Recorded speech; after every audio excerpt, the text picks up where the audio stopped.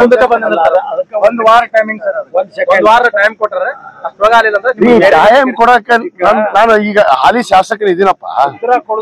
ನಾನು ಹಾಲಿ ಶಾಸಕನ ಕಾಂಗ್ರೆಸ್ ಪಕ್ಷದ ಶಾಸಕನಾಗಿ ಇದ್ದೀನಿ. ಇವತ್ತು ಭಾರತೀಯ ಜನತಾ ಪಕ್ಷದ ಬಿ ಫಾರ್ಮ್ ಅನ್ನು ತಗೊಂಡು ಗೆದ್ದಾರವರು, ಅದನ್ನ ಅರಿವಿಟ್ಕೊಳ್ಳಿ. ಅವರು ಮೊದಲು ಅದಕ್ಕೆ ರಾಜೀನಾಮೆ ಕೊಡ್ಲಿ. ಅವ್ರ ಪಕ್ಷದ ಕಿತ್ತು ಒದ್ದು ಹೊರಗಾಕೈತಲ್ಲ, ಇನ್ನೇನ್ ನಾಚಿಕೆ ಸಾಕಾಗಿಲ್ಲ? ಇನ್ನೇನ್ ಬೇಕು? ಸುಮ್ನೆ ಈ ಪಕ್ಷ ಕಟ್ತೀನಿ ನಾನೇ ಮುಖ್ಯಮಂತ್ರಿ ಅಂತ ಘೋಷಣೆ ಮಾಡುದು. ಸ್ವಯಂ ಘೋಷಿತ ನಾಯಕ ಇವ ಯಾರು ಕೇಳ್ತಾರೆ? ಸ್ವಯಂ ಘೋಷಿತ ಆದವ್ರು ಬಹಳ ಮಂದಿ ಮಣ್ಣು ಮುಕ್ಕ ಹೋಗ್ಯಾರ ಈ ದೇಶ, ಈ ರಾಜ್ಯದೊಳಗೆ, ಈ ದೇಶದಾಗ. ಇದೊಂದು ಮಣ್ಣು ಮುಕ್ಕ ಟೈಮ್ ಬಂದೈತಿ. ಅದಕ್ಕೆ ಕಾಯಿರಿ, ಸಮಯ ಒಂದು ವಾರ ಅಲ್ಲ, ಸಮಯಕ್ಕೆ ಕಾಯಿರಿ. ಆ ಸಮಯನ ಅವ್ರಿಗೆ ತಕ್ಕ ಪಾಠ ಕಲಿಸುತ್ತೆ. ಅಲ್ಲ ನೋಡೋಣಲ್ಲ, ಅದು ಚುನಾವಣೆ ಬಂದಂತ ಸಂದರ್ಭದಲ್ಲಿ ಮಾತಾಡ್ತೀವಿ. ಈಗ ಮಾತಾಡಿದ್ರೆ ಇಟ್ ಇಸ್ ಟೂ ಅರ್ಲಿ ನಾವು ಮಾತಾಡೋದು. ಅದಕ್ಕೆ ನಾನೊಬ್ಬ ಹಾಲಿ ಶಾಸಕನ ಇದೀನಿ ಆಲ್ರೆಡಿ ಇಲ್ಲಿ ನನ್ನ ಮತಕ್ಷೇತ್ರಕ್ಕೆ.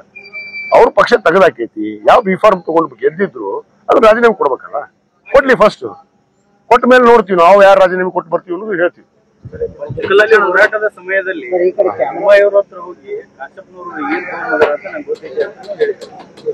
ಅವ್ರು ಬೇಕಾದ್ ಹೇಳ್ರಿ, ಬೊಮ್ಮಾಯಿ ಅವ್ರು ಹೇಳ್ಬೇಕು. ಇವನ್ ಯಾರು ಹೇಳಕ್? ಆ ಪಕ್ಷದೊಳಗ ಇಲ್ಲ ಇವ್ ಮನುಷ್ಯ. ಬೊಮ್ಮಾಯಿ ಅವ್ರು ಯಾವ ಪಕ್ಷದಾಗ ಅದಾರ ಆ ಪಕ್ಷದಾಗ ಇಲ್ಲ. ಬೊಮ್ಮಾಯಿಯವ್ರ ಬಗ್ಗೆ ಏನ್ ಮಾತಾಡ್ತಾರ? ಇನ್ನೊಬ್ಬರಿಗೆ ಹಂಗ ಮಾತಾಡುದು. ಏನ್ ತೊಗೊಂಬಂದಾರ, ಏನ್ ತಂದಿಲ್ಲ, ಇವ ಏನ್ ಮಾಡ್ಯಾನ, ಇವ ಡೀಲ್ ಮಾಡಿದ್ ನನಗ್ ಗೊತ್ತಿಲ್ಲ. ಈ ಡೀಲ್ ಮಾಡಿ 2D 2C ಕೊಡಿಸಿದ್ ನನಗೆ ಗೊತ್ತಿಲ್ಲ.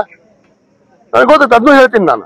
ಇವ್ನ ಎಷ್ಟು ಡೀಲ್ ಮಾಡ್ಯಾನ, ಇವ್ನ ಯಾರ್ಯಾರಿಗೆ ಎಲ್ಲೆಲ್ಲಿ ಕೊಡಿಸ್ಯಾನ, ಸಂದರ್ಭ ಬರ್ಲಿ. ಅದು ಆ ಸಂದರ್ಭ ಬಂದ್ರ ಅದ್ರದ್ದು ಮಾತಾಡ್ಲಿ, ನಾನು ಹೇಳ್ತೀನಿ. ಯಾರ ಕಡೆ ಕೊಡಿಸ್ಯಾರ ಅನ್ನೋದು ಹೇಳ್ತೀನಿ, ಎಲ್ಲಿ ಐತೆ ಅನ್ನೋದು ಹೇಳ್ತೀನಿ, ಅದನ್ನೂ ಹೇಳ್ತೀನಿ.